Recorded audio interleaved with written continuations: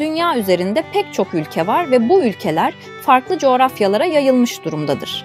Öyle bir ülke var ki ölüleri mezarından çıkarıp şenlik yapan, boğalar ile güreşen, fakir ama doğası güzel nadide bulunan canlılar yer burası. Elbette her coğrafya farklı iklim özelliklerine, farklı yaşayış şekillerine ve farklı kültürlere ev sahipliği yapıyor.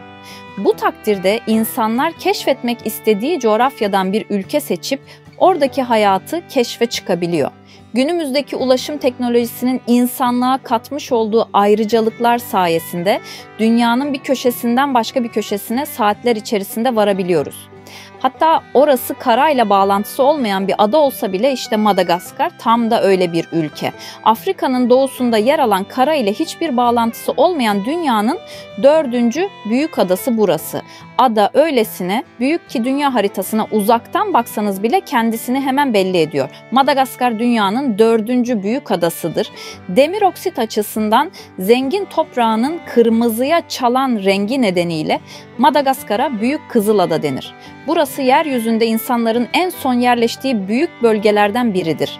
Madagaskar bayrağı kırmızı, beyaz ve yeşildir. Bazı tarihçiler kırmızının egemenliği, yeşilin umudu ve beyazın saflığı temsil ettiğini iddia eder. Ülkenin yüz ölçümü tam 587 bin kabaca bir benzetme yapacak olursak, Türkiye'nin 3'te 2'si kadarlık bir ülkeden bahsediyoruz. Bu kadar büyük bir toprak alanın içerisinde ise sadece 29 milyon kişilik insan yaşıyor. Ülke ada olsa da Afrika kıtasına bağlı kabul ediliyor. Öyle ki Afrika kıtasıyla arasında sadece Mozambik kanalı var. Öyle görünüyor ki bir zamanlar dünya kıtalara ayrılırken Afrika'dan bir parça toprak ana karadan ayrılmış ve Madagaskar topraklarını meydana getirmiş. Madagaskar'a ilk yerleşenlerin Endonezya üzerinden Hint Okyanusu'nun aşılmasıyla gelen Güney Asyalı insanlar olduğu düşünülüyor. Öyle ki Güney Asyalılar Afrikalılardan 1000 yıl önce bu topraklara gelmişler. Bugün orada yaşayan insanların yüzlerine baktığınızda bazılarının Afrikalı'dan çok Asyalı'ya benzediğini görürseniz, Madagaskar halkının bugün konuştuğu dile bakarsanız Malagatça adında bir dil konuşuyorlar ve bu dilin yapısı Güney Asya dilleriyle büyük benzerlik gösteriyor. Madagaskar bir ülke olarak ancak 1906 yılında tamamen bağımsız bir devlet olmayı başardı. Bugün hala daha Madagaskar topraklarında dünyanın en verimli kakaoları, vanilyaları, şeker kamışları, kahveleri, muzları ve fıstıkları yetişiyor. Madagaskar ismi bakımından da insanı kendisine çeken bir yer. Ülkenin başkenti ise Antana adlı şehirdir ve Madagaskar'a yapılan ziyaretler esas olarak bu şehir üzerinden gerçekleşir. Ülkenin herhangi bir sınır komşusu olmadığından Madagaskar'a gidebilmeniz için uçak kullanmak durumundasınız ya da deniz yoluyla gelmek zorundasınız. Madagaskar'a gittiğinizde sık sık dini ayinlere denk gelebilirsiniz. Madagaskar hükümeti turizmi bir ekonomik kalkınma stratejisi olarak öneriyor. Ülkenin %70'inde fazlası yoksulluk içinde yaşıyor ve turizm yoksulluğu azaltmanın ve ekonomik büyüme sağlamanın bir yolu olarak görülüyor. Ülkede inanç oldukça büyük bir faktör. Fakat şaşırtıcı olan şu ki Avrupalılar bu topluma Hristiyanlığı entegre edememiş. Ülke genel olarak geleneksel bir inanç sistemine sahip. Bugün Madagaskar halkı genel olarak atalarında miras aldıkları tapınaklarda kendi inançlarını yaşıyor ve yaşatıyorlar. Tabii ki Hindistan kökenli olup Madagaskar'da yaşayan Hristiyan ve Müslümanlar da elbette var. Madagaskar'la alakalı kısa bir ön giriş yaptığınıza göre gelin bu Afrika toplumu orada neler yapıyor ve nasıl yaşıyor? Derince bir göz atalım. Öncelikle Madagaskar'ın hangi şehrine giderseniz gidin size alışık olduğunuz modern bir dünya havasını vermeyecek. Madagaskar'da yalnızca canlılar değil, coğrafyada çok özgün, örneğin Taşormanda denen Singide Bemahara bir UNESCO Dünya Mirası sahasıdır. Kambur balinalar her yıl Haziran'dan Eylül'e kadar Madagaskar'ın kuzeydoğu kıyılarına göç eder. Burada çiftleşir ve yavrularını doğururlar.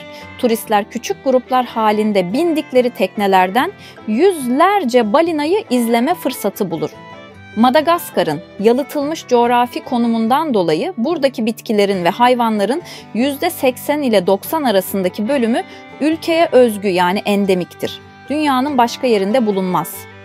Madagaskar denince ilk akla gelen şey genellikle baobab ağacıdır. Baobab boyu 25-30 metreyi bulabilen endemik bir ağaçtır ve maalesef soyu tehlike altındadır. Adanın batısındaki Baobab Bulvarı olarak adlandırılan bölge her Madagaskar belgeselinde ya da dergi yazısında mutlaka yer alır. Dünyada 103 tür lemur vardır. Hepsi de Madagaskar'da yaşar. Lemur, Madagaskar'ın birçok endemik hayvanlarından biridir. Ravenalla palmiyesi ülkenin ulusal ağacıdır. Madagaskar hava yollarının logosunda ve bozuk paraların üzerinde yer alır. Madagaskar'da yetişen 12.000'den fazla çeşitte bitki türü vardır ve tıbbi bakıma çok az erişimi olan Madagaskar halkı bitkileri tıbbi tedavi için kullanır. Bitkiler dışında Madagaskar, deniz salyangozu gibi canlılar Hodgkin hastalığı, lösemi ve diğer kanserleri tedavi etmek için kullanılan ilaçları üretmek için toplanır. Madagaskar'da bir gezgin olarak yerel halkı rahatsız etmemek için en yaygın kurallardan haberdar olmanız gerekir. Örneğin bir cenazeye giderken kırmızı giymek ve kafanıza boş bir sepet takmak fadi olarak kabul edilir. Aç yırtıcı hayvanlarla ve öngörülemeyen vahşi hayvanlarla dolu Afrika'nın aksine Madagaskar'da dolaşmak güvenlidir. Madagaskar'da bulunan ve en büyük memeli yırtıcı olan fossa zar zor 9 kilodur. Ölümcül yılanlar veya örümcekler yoktur, bazılarında zehir vardır. Madagaskar'daki akrepler bile öldürücü değildir. Madagaskar sakinleri ölü atalar kültünü uygularlar. Her 7 yılda bir ölen akrabaları evin avlusunda bulunan mahzenden çıkarıp yeni kefenlerle değiştirirler. Bu etkinlik için bir bayram ikramı hazırlanır, müzik çalar ve ölen kişiyle kibar ve nazik bir şekilde iletişim kurması beklenir. Mezarın etrafında onlarla dans ederler. Aralarından ayrılan akrabalarıyla ve atalarıyla bu tören sayesinde bağlantıda kalırlar ve saygılarını sunarlar. Gezginlerin bu konuda yorum yapmasını oldukça kaba bulurlar. Ayrıca Madagaskar'ın Fianarantsoa eyaletindeki Ambositra bölgesinde Betsileo etnik grubuna mensup erkekler gelenekselleşen Savika adındaki rodeo tarzı ile birbirlerine meydan okuyorlar. Kızgın Zebus boğalarıyla başa çıkabilenler toplumda kahraman olarak görülüyor.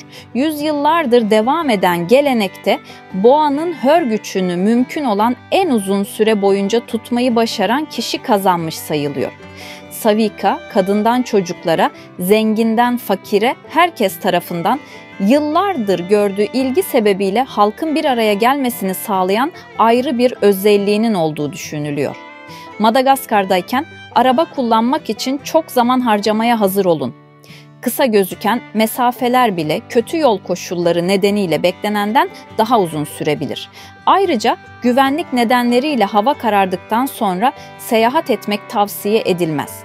Madagaskar'ın izole olan birçok koyu bulunur ve bu da adayı zamanında korsanlar için güvenli bir sığınak haline getirmiştir. Madagaskar sakinleri atalarından miras kalan birçok garip geleneği gözlemlerler. Örneğin evlerde toz yıkamak yasaktır ve bazı bölgelerde bir oğlun babası ölene kadar tıraş olması yasaktır.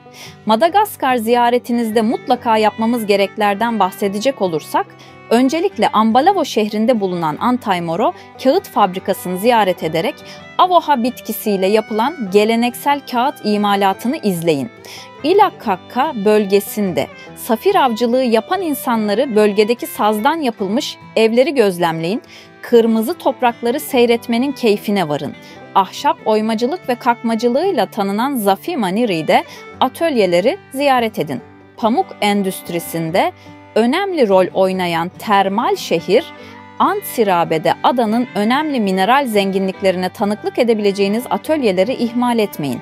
Ankaratra Sıra Dağları eteklerindeki Ambatolampi adlı kasaba, ülkenin alüminyum mutfak aletlerinin üretim merkezi, ham maddeyi devlete ait elektrik tellerini çalıp hırsızlık sonucu ellerine düşen metal maddelerini eriterek elde ediyorlar. Pirinç halkın en büyük besin kaynağı ve çeltik tarlaları her yerde.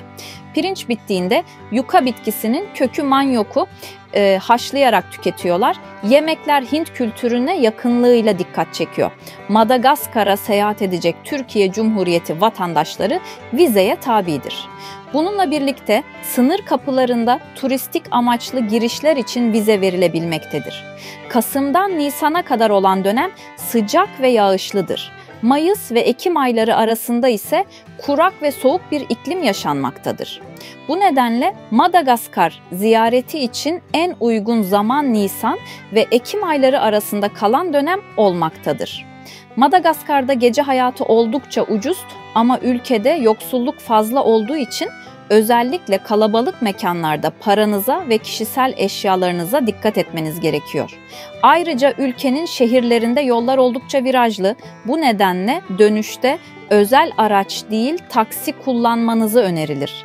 Yalnız uçak fiyatları pahalıdır. Bir videonun daha sonuna geldik. Vakit ayırdığınız için teşekkür ederim. Videomuzu beğendiyseniz beğenmeyi ve abone olmayı unutmayın. Yeni videoda görüşmek üzere. Hoşça kalın, sevgiyle kalın.